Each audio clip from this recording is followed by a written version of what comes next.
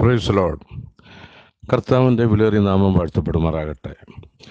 യേശുക്രിസ്തുവിൻ്റെ പുതിയ നിയമ രക്ഷയുടെ ഉപദേശം എന്ന വാട്സാപ്പ് ഗ്രൂപ്പിൽ നിത്യജീവമൊഴികൾ എന്ന പ്രസംഗ പരമ്പരയിൽ കടന്നു വരുവാനും സംസാരിക്കുവാനും കൃപാലുവായ ദൈവം ഒരു പ്രാവശ്യം കൂടി ജീവിതത്തിൽ തന്ന അവസരത്തെ ഓർത്ത് ദൈവത്തെ സ്തുതിക്കുന്നു.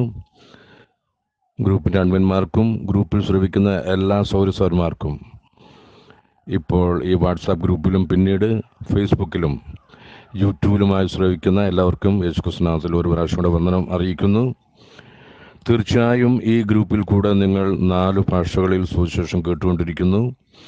ഈ സുവിശേഷം ഡിറ്റോ യേശുക്രിസ്തുവും യേശുക്രിസ്തു തിരഞ്ഞെടുത്ത അപ്പോസ്തലന്മാർ പ്രസംഗിച്ചതും പഠിപ്പിച്ചതും പ്രമാണിച്ചതും കാണിച്ചതും എഴുതപ്പെട്ടിട്ടുള്ള വചനങ്ങളും വാക്യങ്ങളുമാണ് നിങ്ങൾ ശ്രദ്ധിക്കുന്നത്. തീർച്ചയായിട്ടും അതുകൊണ്ട് നിങ്ങൾക്കും ഈ സുവിശേഷ ഘോഷണത്തിൽ പങ്കാളിയായി തീരാം. എങ്ങനെയെന്ന് ചോദിച്ചാൽ, കേൾക്കുന്ന മെസ്സേജുകൾ നിങ്ങൾ ലൈക്ക് ചെയ്യുക, ഫോർവേഡ് ചെയ്യുക, ഷെയർ ചെയ്യുക, സബ്സ്ക്രൈബ് ചെയ്യുക. അനേകർക്ക് ഈ മെസ്സേജുകൾ കേൾക്കുവാൻ ഇടയാകും. അതിൽ കൂടെ ഏതെങ്കിലും ഒരാത്മാവ് രക്ഷപ്പെട്ടാൽ തീർച്ചയായും അതിൻ്റെ പ്രതിഫലം നിങ്ങൾക്ക് സ്വർഗത്തിൽ ലഭിക്കും. അതുകൊണ്ട് എന്നെ കേൾക്കുന്ന എല്ലാ മാന്യ സൗരസന്മാരെ ഞാൻ അപേക്ഷിക്കുന്നു, തീർച്ചയായിട്ടും ഇവിടെ കേൾക്കുന്ന വചനങ്ങൾ നിങ്ങൾ ശ്രദ്ധിക്കുക. അത് ബെറിയയിലെ വിശ്വാസികളെ പോലെ അവർ തെസ്സലോനിക്കയിലെ വിശ്വാസികളെക്കാട്ടും സമർത്ഥരായിരുന്നു. അവർ വചനം കേൾക്കുക മാത്രമല്ല, അതങ്ങനെ തന്നെ ഒന്ന് പരിശോധിച്ചു പോന്നു. തീർച്ചയായിട്ടും ദുരുപദേശങ്ങളുടെ വലിയ വേലിയേറ്റം നടന്നുകൊണ്ടിരിക്കുന്നു. ദുരുപദേശം എവിടെ നോക്കിയാലും അത് ദുരുപദേശമാണെന്ന് അറിയാൻ വയ്യാതെ തന്നെ തിരിച്ചറിയാൻ വയ്യാത്ത ഒരവസ്ഥയിലായിരിക്കുമ്പോൾ തീർച്ചയായിട്ടും ദുരുപദേശം കേട്ട് നമ്മൾ വഞ്ചിക്കപ്പെടാതെ, കബളിപ്പിക്കപ്പെടാതെ നമ്മൾ സത്യവചനങ്ങളെ യഥാർത്ഥമായിട്ട് അറിയുകയും മനസ്സിലാക്കുകയും അതിൽ കൂടെ നാം രക്ഷ പ്രാപിക്കുകയും ചെയ്യണം. ഈ കൃപയുടെ യുഗത്തിൽ, ഈ കൃപായുഗം തുടങ്ങിയിരിക്കുന്നത് യെരുശലേമിൽ പെന്തക്കോസ്ത് ദിവസം മുതലാകുന്നു എന്ന് മനസ്സിലാക്കുക. ഈ കൃപായുഗത്തിന് ഒരു അന്ത്യമുണ്ട്.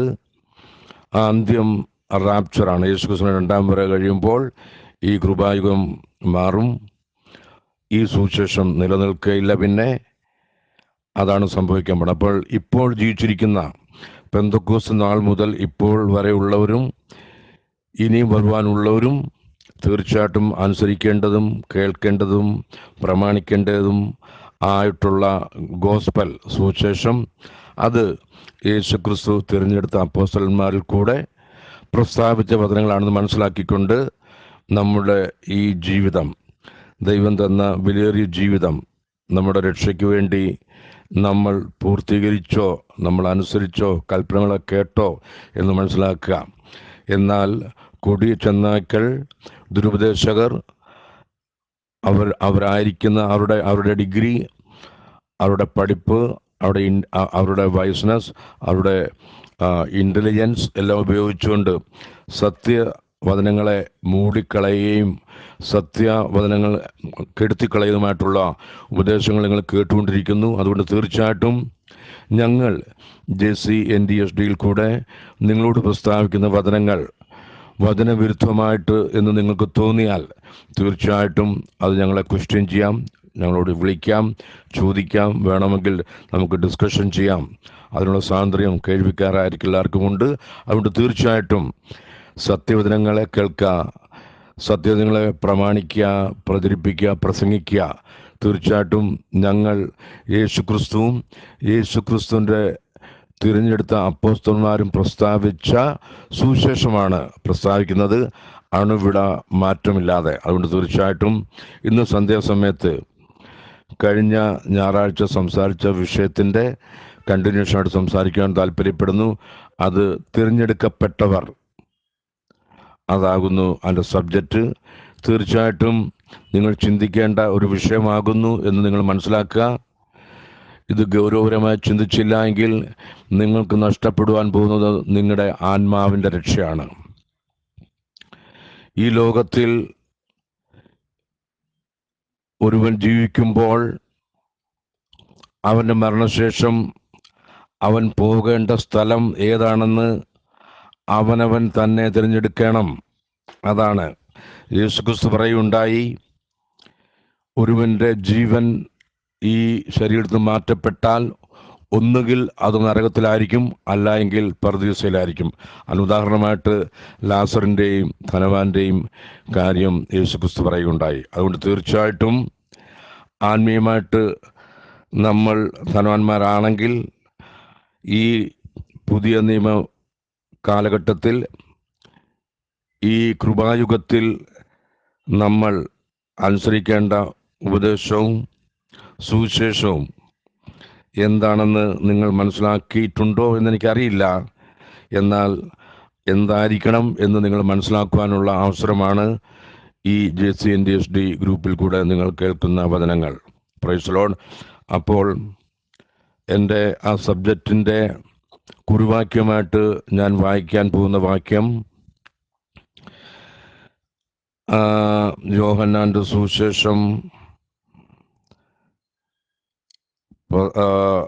15-ാം അധ്യായം,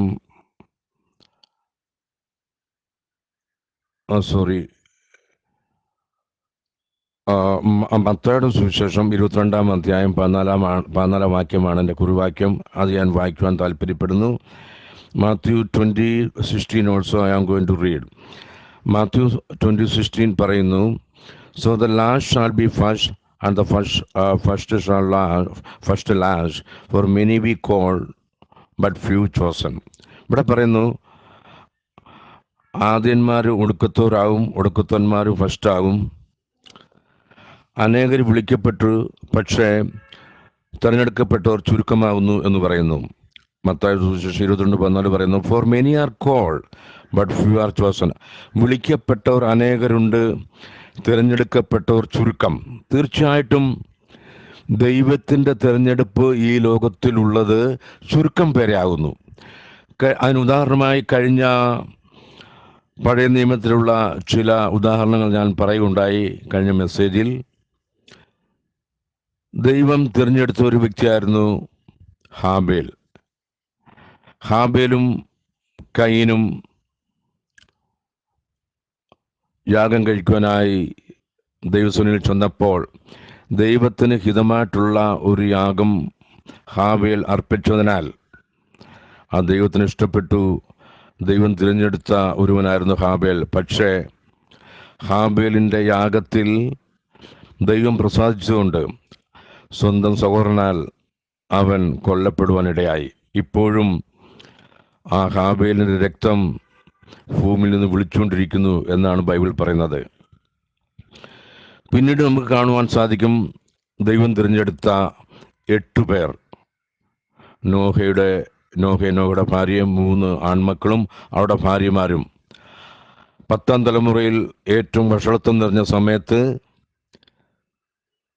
ആ ലോകക്കാരെ മുഴുവനും, ജനങ്ങളെ മുഴുവൻ നശിപ്പിക്കുവാൻ ദൈവം തീരുമാനിച്ചപ്പോൾ വെറും 8 പേരെ ദൈവം തിരഞ്ഞെടുത്തു. അപ്പോൾ ഒരു കാര്യം ഞാൻ പറയുന്നത് എന്താണെന്ന് ചോദിച്ചാൽ, ദൈവത്തിൻ്റെ തിരഞ്ഞെടുപ്പ് ഒരു മെജോറിറ്റി അല്ല.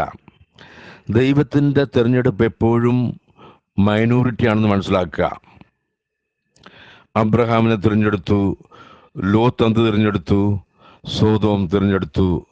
നല്ല ഫലപുഷ്ടമായിട്ടുള്ള ലാൻഡ്, സ്ഥലങ്ങളും ആടുകളെ മേയ്ക്കാനുള്ള സ്ഥലങ്ങളും എല്ലാം മനോഹരിതമായിട്ടുള്ള സ്ഥലം ലോത്ത് തിരഞ്ഞെടുത്തു. പക്ഷേ പിന്നീട് ആ സോദോം ഗോമോറ അഗ്നിക്കിരയാകുവാനിടയായി. അബ്രഹാം തിരഞ്ഞെടുത്തതോ കാണുവാനിരിക്കുന്ന ദേശത്തേക്ക് പോകുവാൻ ഇറങ്ങിത്തിരിഞ്ഞ അബ്രഹാമിൻ്റെ സന്തതികളെക്കുറിച്ച് ദൈവം പറഞ്ഞു, ആകാശത്തെ നക്ഷത്രങ്ങളെ എണ്ണുവാൻ സാധിക്കുമോ? സമുദ്രത്തിൻ്റെ തീരത്തുള്ള മണലുകളെ എണ്ണുവാൻ പറ്റുമോ? അതുപോലെ നിന്റെ സന്തതികളെ ഞാൻ ആക്കും എന്നുള്ള വലിയ വാഗ്ദത്തം തിരഞ്ഞെടുക്കപ്പെട്ട അബ്രഹാമിന് കൊടുക്കുകയുണ്ടായി. Praise the Lord. അതുപോലെ തന്നെ നമുക്ക് കാണുവാൻ സാധിക്കും, ഏലിയുടെ മക്കളും ദൈവസന്നിധി വിട്ട് ദൈവത്തിൻ്റെ ആലോചന മറിച്ചു കളഞ്ഞപ്പോൾ ദൈവം തിരഞ്ഞെടുത്തു ശമൂവേൽ എന്നുള്ള ഒരു ബാലനെ. Praise the Lord. അതുപോലെ നമുക്ക് തിരഞ്ഞെടുപ്പിനെ പറ്റി കാണുമ്പോൾ എബ്രായ ലേഖനത്തിൽ പറയുന്നു, മോശ താൻ മുതിർന്നപ്പോൾ ഫറവോന്റെ കൊട്ടാരത്തെക്കാളും ദൈവജനത്തോടുള്ള നിന്ന സഹിക്കുന്നത് തിരഞ്ഞെടുത്തു. Praise the Lord. അതുപോലെ നേരത്തെ ഞാൻ സൂചിപ്പിച്ചു, എങ്കിലും ഒരു പ്രാവശ്യം കൂടി നിങ്ങൾക്ക് അറിയുവാൻ വേണ്ടി പറയാണ്. ഒരു പക്ഷേ മെസ്സേജ് കേൾക്കാത്തവരൊന്ന് കേട്ടോട്ടെ.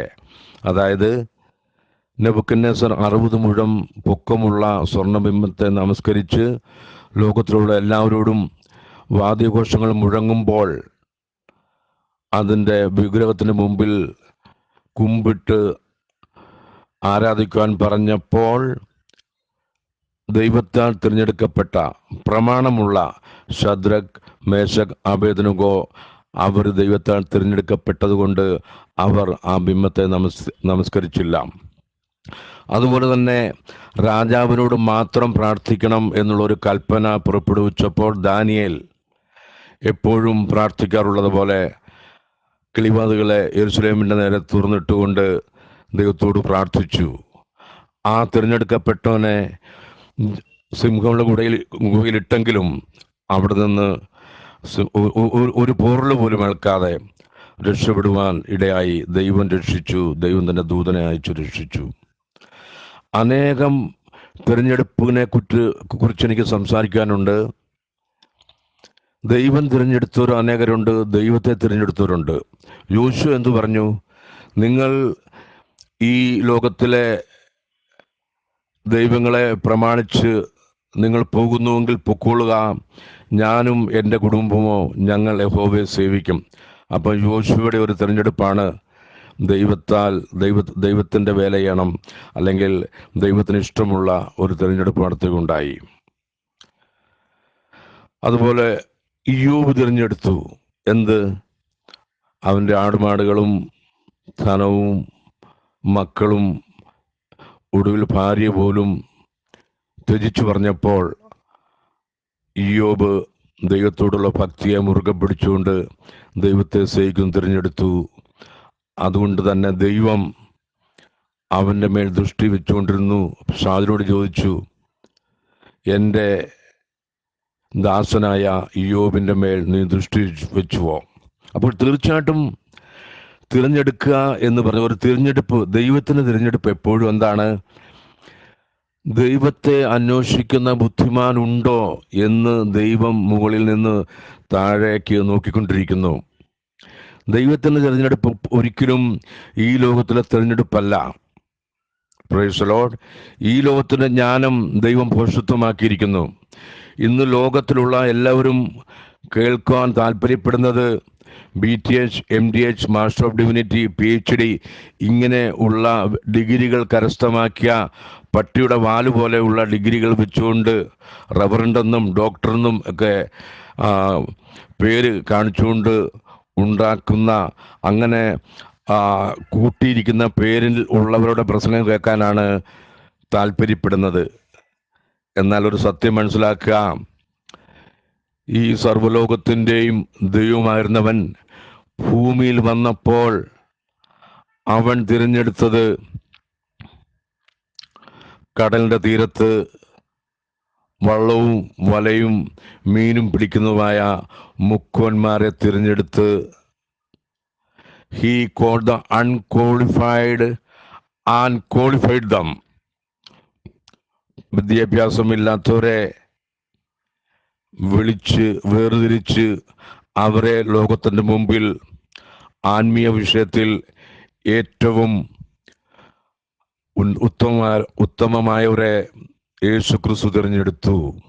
അപ്പോൾ ഒരു കാര്യം നിങ്ങൾ മനസ്സിലാക്കണമേ, മാന്യ ശ്രോതാക്കളെ, സൗരസാരന്മാരെ, ഈ ലോകത്തിൻ്റെ ജ്ഞാനം, വിദ്യാഭ്യാസം, പദവികൾ അല്ല ആത്മീയമായിട്ടുള്ള അറിവിനും ആത്മീയമായിട്ടുള്ള സമ്പന്നതയ്ക്കും മാനദണ്ഡം.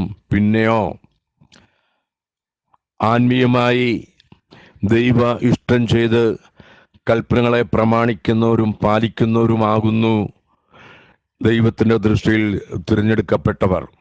അപ്പോൾ ഇവിടെ മത്തായിയുടെ സുവിശേഷം 22-ാം അധ്യായം 14-ാം വാക്യത്തിൽ യേശുക്രിസ്തു പറയുന്നതാണ്, for many are called but few are chosen. കത്തോലിക്ക മുതൽ തൃത്വ പെന്തക്കോസ്ത് വരെ ഉള്ളവർ പറയും, ഞങ്ങളെ ദൈവം വിളിച്ചു, ഞങ്ങൾ ദൈവവിളി കേട്ടു, ഞങ്ങൾ ദൂതന്മാരെ കണ്ടു, ദൂതന്മാരുടെ ശബ്ദം കേട്ടു, ഞങ്ങൾ വെളിച്ചം കണ്ടു, ശബ്ദം കേട്ടു എന്നൊക്കെ പറയുന്നുണ്ട്, അവർ പറയുന്നുണ്ട്. എന്നാൽ യേശുക്രിസ്തു പറയുന്നു, മെനി ആർ കോൾഡ്. അങ്ങനെ അനേകർ വിളിക്കപ്പെട്ടവരാകുന്നു ലോകത്തിൽ, പക്ഷേ തിരഞ്ഞെടുക്കപ്പെട്ടവർ ചുരുക്കം. എപ്പോഴും ദൈവജനം ചുരുക്കപ്പെട്ടവരായിരിക്കും, ചുരുങ്ങിയ സംഖ്യയുള്ളവരായിരിക്കും. പഴയ നിയമകാലത്ത് നമ്മൾ നോക്കുമ്പോൾ ഇസ്രയേൽ എന്ന ജനം ബാക്കി അനാക്യർ, ഫിലിസ്ത്യർ, ഫെരൂസ്യർ, അങ്ങനെ അനേക ജാതികളുള്ള ഇടയിൽ നിന്ന് ദൈവം തിരഞ്ഞെടുത്ത ഒരു ജാതിയാകുന്നു ഇസ്രയേൽ എന്ന ജനം. ആ ഇസ്രായേൽ ജനത്തെ നോക്കിക്കൊണ്ട് ദൈവം പറയാണ്, ഇതാ തനിച്ചു പാർക്കുന്ന ജനം ജാതികളുടെ കൂട്ടത്തിൽ എണ്ണപ്പെട്ടിട്ടില്ല. Praise the Lord. ആ ജാതികളുടെ കൂട്ടത്തിൽ എണ്ണപ്പെട്ടിട്ടില്ലാത്തവരുടെ ദൈവം ആരായിരുന്നു? യഹോവയായ ദൈവം. ആ ഇസ്രായേൽ ജനത്തിന് അനേകം ആ സമയങ്ങളിൽ പല ജാതികളിൽ, പല രാഷ്ട്രങ്ങളിൽ, പല രീതിയിലും പല രൂപത്തിലുള്ള ദേവീ ദേവന്മാർ ഉണ്ടായിരുന്നെങ്കിലും ഇസ്രായേൽ മക്കൾ തിരഞ്ഞെടുത്തത്, ഇസ്രായേൽ മക്കൾ ഫോളോ ചെയ്ത ദൈവം യഹോവ ആയിരുന്നു. ആ യഹോവയെക്കുറിച്ച് മോശ ഇസ്രായേൽ ജനത്തിന് കൽപ്പന കൊടുക്കുമ്പോൾ പറഞ്ഞതാണ്, ഇസ്രായേലെ കേൾക്ക, യഹോവ നമ്മുടെ ദൈവമാകുന്നു, യഹോവ ഏകൻ തന്നെ. Praise the Lord. ദൈവത്തിൻ്റെ ജനം, ദൈവം തിരഞ്ഞെടുത്ത ജനത്തിന് വേണ്ടിയുള്ള ഒരേ ഒരു ദൈവമാണ് പഴയ നിയമത്തിൽ നമ്മൾ കാണുന്ന യഹോവ ആയ ദൈവം. യഹോവ ദൈവമായിരിക്കുന്ന ജനം ഭാഗ്യമുള്ളത്. ആ ജനത്തിൻ്റെ ശേഷിപ്പാണ് ഇപ്പോൾ നമ്മൾ കാണുന്ന ഇസ്രായേൽ എന്ന രാഷ്ട്രം. ലോകത്തെ കിടുകിട വിറപ്പിക്കുന്ന ഏത് ശക്തിയുടെയും മുമ്പിൽ സിംഹത്തെ പോലെ മുഖമുയർത്തി നിൽക്കുന്ന അലർന്നതായ ഒരു രാഷ്ട്രമുണ്ടെങ്കിൽ, സർവ്വലോകത്തിൻ്റെയും തലവേദനയായിരിക്കുന്ന ഒരു രാഷ്ട്രമാണ് ഇസ്രായേൽ എന്ന രാഷ്ട്രം നമ്മുടെ മുമ്പിൽ ഇപ്പോൾ കാണുന്നു. അതിൻ്റെ റൂട്ട് എവിടെയാണ്? ഇസ്രായേൽ. 12 ഗോത്രപിതാക്കന്മാരാൽ രൂപപ്പെട്ട ഇസ്രായേൽ ജനം പിന്നീട് ലോകത്തിൻ്റെ എല്ലാ ഭാഗങ്ങളിലും ചിതറിപ്പോയപ്പോൾ അവർക്ക് വേണ്ടി ദൈവം ഒരു രാഷ്ട്രം ഉണ്ടാക്കി കൊടുത്തു. അതാണ് ഇസ്രായേൽ, നമ്മുടെ മുമ്പിൽ കാണുന്ന ഏറ്റവും ചെറുതായിട്ടുള്ള രാഷ്ട്രം. കേരളത്തിൻ്റെ വലിപ്പം പോലും ഇല്ല എന്നുള്ളതാണ്. അപ്പോൾ തീർച്ചയായിട്ടും ദൈവത്തിന് തിരഞ്ഞെടുപ്പ് എപ്പോഴും ഒരു ചുരുങ്ങിയ കൂട്ടമാകുന്നു എന്ന് മനസ്സിലാക്കുക. ഇനി ആത്മീയമായിട്ടുള്ള അർത്ഥത്തിലേക്ക് വരുമ്പോൾ, കത്തോലിക്ക മുതൽ തൃത്വ പെന്തക്കോസ്ത് വരെയുള്ള ജനങ്ങൾ തിരഞ്ഞെടുത്തിരിക്കുന്നത് തൃത്വം എന്ന മാരകമായ വിഷമാകുന്ന ദുരുപദേശമാകുന്നു. AD 325 തെർത്തുല്യൻ കൂട്ടുകെട്ടിൽ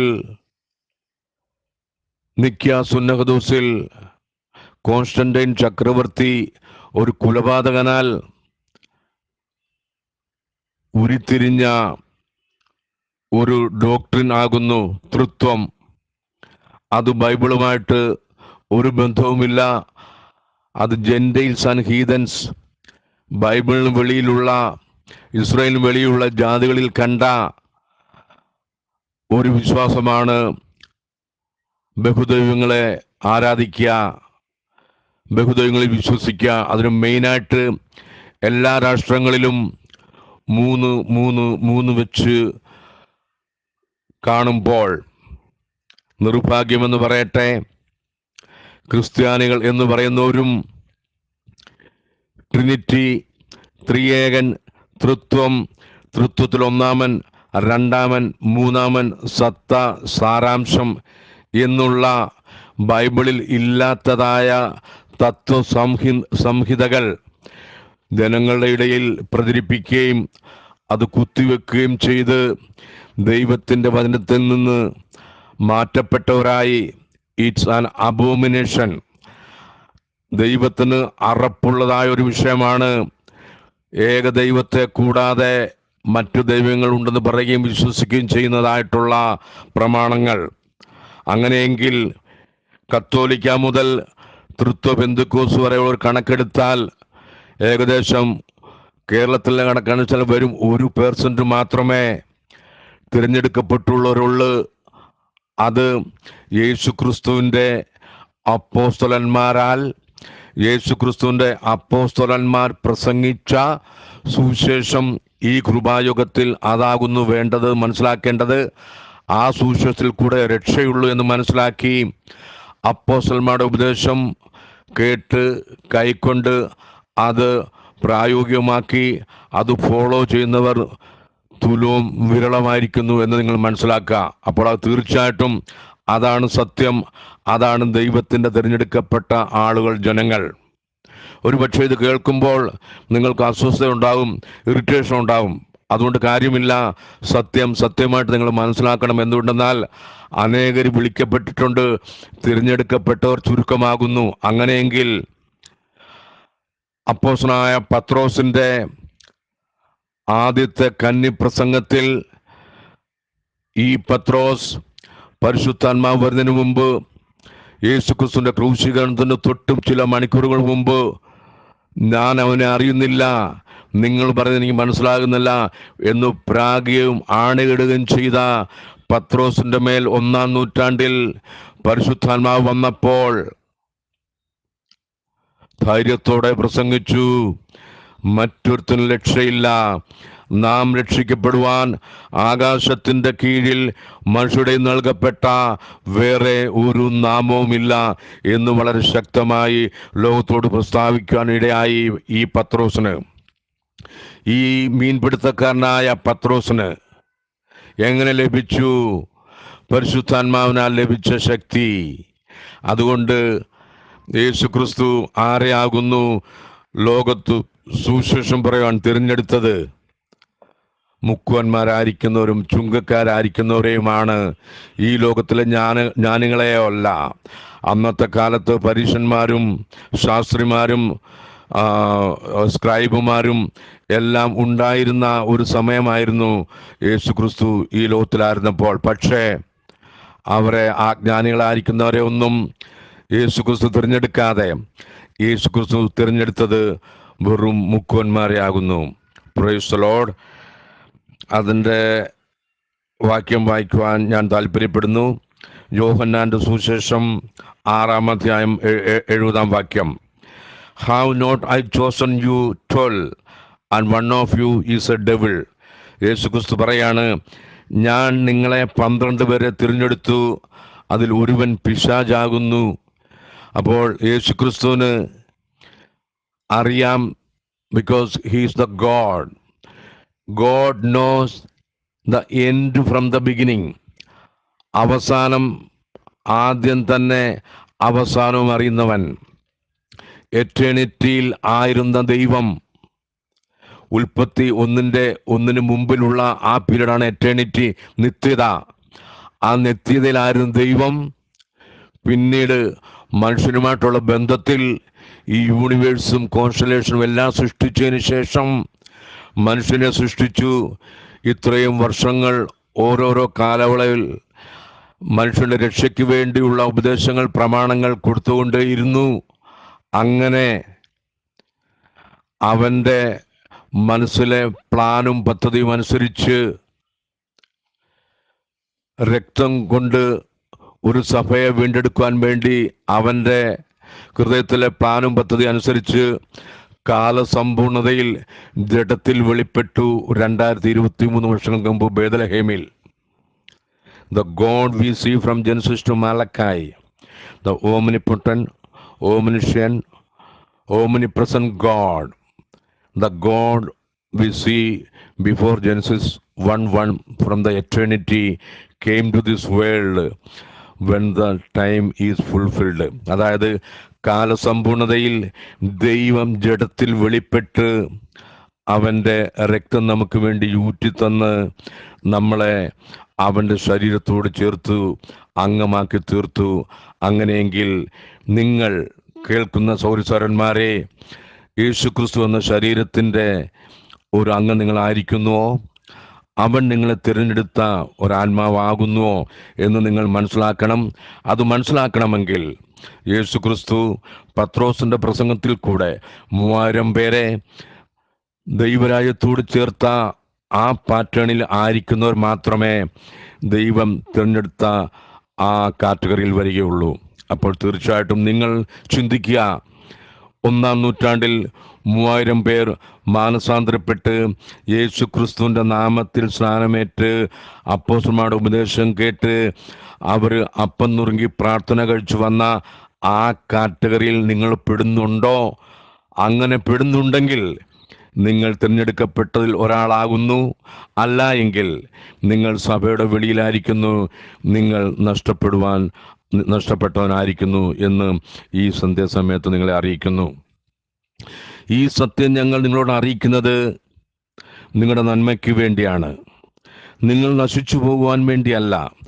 നിങ്ങൾക്ക് ഈ ലോകത്തിൽ സമൃദ്ധി ഉണ്ടാവും, കാർ തരും, വീട് തരും, ബംഗ്ലാവ് തരും, നിങ്ങൾ വിദേശത്തേക്ക് അയക്കും എന്ന് ലോകത്തിലുള്ള പ്രോസ്പെരിറ്റിയുടെ പ്രീച്ചിങ് അല്ല ഞങ്ങൾ ചെയ്യുന്നത്. പ്രോസ്പെരിറ്റിയുടെ പ്രീച്ചിങ് യേശു ക്രിസ്തു തിരഞ്ഞെടുത്ത അപ്പോസ്തലന്മാർ പ്രസംഗിച്ചില്ല. അപ്പോസ്തലനായ പൗലോസ് പറഞ്ഞത് ഇടുക്കവും ഞെരുക്കവും ഉള്ള ആ വഴിയിൽ കൂടെ വേണം നമ്മൾ നിത്യതയിലെത്തുവാൻ. അങ്ങനെയെങ്കിൽ എന്നെ കേൾക്കുന്ന പ്രിയ ശ്രോതാക്കളെ, സൗരന്മാരെ, നിങ്ങൾ തിരഞ്ഞെടുക്കപ്പെട്ടവരിൽ ഒരാൾ ആകുന്നുവോ? അനേകർ വിളിക്കപ്പെട്ടിട്ടുണ്ട്, തിരഞ്ഞെടുക്കപ്പെട്ടവർ ചുരുക്കമാകുന്നു. ഇതേപ്പറ്റി അടുത്ത സൺഡേയിൽ കണ്ടിന്യൂ ചെയ്യാൻ താല്പര്യപ്പെടുന്നു. തീർച്ചയായിട്ടും ഈ സുവിശേഷം നിങ്ങളുടെ ഹൃദയത്തിൽ കുത്തുകൊള്ളട്ടെ. നിങ്ങൾ കത്തോലിക്ക മുതൽ പെന്തക്കോസ്ത് വരെ ആയിരിക്കുന്ന ക്രിസ്തീയ സമൂഹത്തിൽ ക്രിസ്തീയ പേരിനാൽ വർഷങ്ങളായി ഈ സഭ പഠിപ്പിക്കുന്ന നിയമങ്ങളെ അനുസരിച്ച് നിങ്ങൾ പോകുന്നുവെങ്കിൽ തീർച്ചയായിട്ടും നിങ്ങൾ യേശു ക്രിസ്തുവിനാൽ തിരഞ്ഞെടുക്കപ്പെട്ട ഒരു വ്യക്തിയല്ല എന്ന് ബൈബിൾ അനുശാസിക്കുന്നു. എന്തുകൊണ്ടെന്നാൽ ദൈവം തിരഞ്ഞെടുത്തവരെ ആർ കുറ്റം ചുമത്തും? ദൈവം തിരഞ്ഞെടുത്തവരെ ആർ കുറ്റം ചുമത്തും? അപ്പോൾ ദൈവം തിരഞ്ഞെടുത്ത അപ്പോസ്തലന്മാരെ കൂടി സുവിശേഷം ലോകത്ത് മുഴുവൻ പ്രചരിപ്പിക്കാനുള്ള ഉത്തരവാദിത്വം അവരുടെ ചുമലിലായിരുന്നപ്പോൾ അവരാണ് പ്രസംഗിച്ചത്. 1-ാം നൂറ്റാണ്ടിൽ പെന്തക്കോസ്ത് ദിവസത്തിൽ പത്രോസ് പറഞ്ഞു, നിങ്ങൾ മാനസാന്തരപ്പെട്ട് നിങ്ങളുടെ പാപങ്ങളുടെ മോചനത്തിനായി ഓരോരുത്തൻ യേശു ക്രിസ്തുവിൻ്റെ നാമത്തിൽ സ്നാനമേൽപ്പീൻ, എന്നാൽ പരിശുദ്ധാത്മാവ് എന്ന ദാനം ലഭിക്കും. അങ്ങനെയെങ്കിൽ 3000 പേരെ ദൈവം തിരഞ്ഞെടുത്തു 1-ാം നൂറ്റാണ്ടിൽ. അപ്പോൾ നിങ്ങൾ അപ്പോസ്തലനായ പത്രോസിൻ്റെ പ്രസംഗം കേട്ട 3000 പേരെ പോലെ മാനസാന്തരപ്പെട്ട് യേശുക്രിസ്തുവിൻ്റെ നാമത്തിൽ സ്നാനമേൽക്കാതെ അപ്പോസ്തലന്മാരുടെ ഉപദേശം കേൾക്കാതെ നിങ്ങളായിരിക്കുന്നുവെങ്കിൽ തീർച്ചയായും ദൈവം തിരഞ്ഞെടുത്തവരുടെ ലിസ്റ്റിൽ നിങ്ങൾ പെടുന്നില്ല, ജീവൻ്റെ പുസ്തകത്തിൽ നിങ്ങളുടെ പേരുകൾ ഇല്ല എന്ന് വളരെ വ്യസനത്തോടെ ഈ സന്ധ്യാസമയത്ത് നിങ്ങളെ അറിയിക്കുന്നു. അതുകൊണ്ട് നിങ്ങൾ ഭാരപ്പെടാതെ, പ്രയാസപ്പെടാതെ, ദുഃഖിക്കാതെ, ക്രിറ്റിസൈസ് ചെയ്യാതെ, ചോദ്യം ചെയ്യാതെ, ബൈബിളിൽ വളരെ നല്ല പ്രൂഫുണ്ട്. പത്രോസിൻ്റെ പ്രസംഗത്തിൽ, അപ്പോസ്തലന്മാരുടെ പ്രസംഗത്തിൽ എന്തായിരുന്നു അവർ പ്രസംഗിച്ചത്? ഞങ്ങളോ ക്രൂശിക്കപ്പെട്ട യേശുവിനെ കുറിച്ച് പ്രസംഗിക്കുന്നു. അവിടെ പ്രസംഗത്തിലെല്ലാം അവർ ഉയർത്തിയ ഒരു നാമമുണ്ട്, യേശു ക്രിസ്തു എന്ന നാമം. എന്നാൽ വളരെ ഖേദകരമെന്ന് പറയട്ടെ, തൃത്വം എന്ന സഭക്കാര്, തൃത്വസഭയിലുള്ളവർ യേശു ക്രിസ്തുവിന്റെ നാമത്തെ നിരാകരിച്ചുകൊണ്ട് സർവകാര്യങ്ങളും രോഗശാന്തി, ഭൂതശാന്തി, പ്രാർത്ഥന, അനുഗ്രഹങ്ങളെല്ലാം അവർ യേശുക്രിസ്തുവിന്റെ നാമത്തിൽ ചെയ്യുമ്പോൾ, സ്നാനം വരുമ്പോൾ യേശുക്രിസ്തുവിന്റെ നാമത്തിലുള്ള സ്നാനത്തെ പുറംകാൽ കൊണ്ട് തട്ടിക്കൊണ്ട് ആ നാമത്തെ അവർ ചവിട്ടിക്കളയുമ്പോൾ, ആ നാമത്തെ അവർ തള്ളിക്കളയുമ്പോൾ മനസ്സിലാക്കുക, തീർച്ചയായിട്ടും അവർ തിരഞ്ഞെടുക്കപ്പെട്ട കൂട്ടത്തിലുള്ളവരല്ല എന്ന് മനസ്സിലാക്കി. ഇതാകുന്നു സുപ്രസാദകാലം ഇതാകുന്നു രക്ഷാ ദിവസം എന്ന് മനസ്സിലാക്കിക്കൊണ്ട് സത്യത്തിനെങ്കിലേക്ക് തിരിച്ചു വരുവാനും മാനസാന്തരപ്പെട്ട് യേശുക്രിസ്തുവിനകത്ത് സ്ഥാനപ്പെട്ട് ദൈവസഭയോട് ചേരുവാനും ആഹ്വാനം ചെയ്തുകൊണ്ട് എൻ്റെ വാക്കുകളെ ഇവിടെ ചുരുക്കുന്നു. ദൈവം നിങ്ങളെ അനുഗ്രഹിക്കുമാറാകട്ടെ ധാരാളമായി. Praise Lord. Thank you Jesus.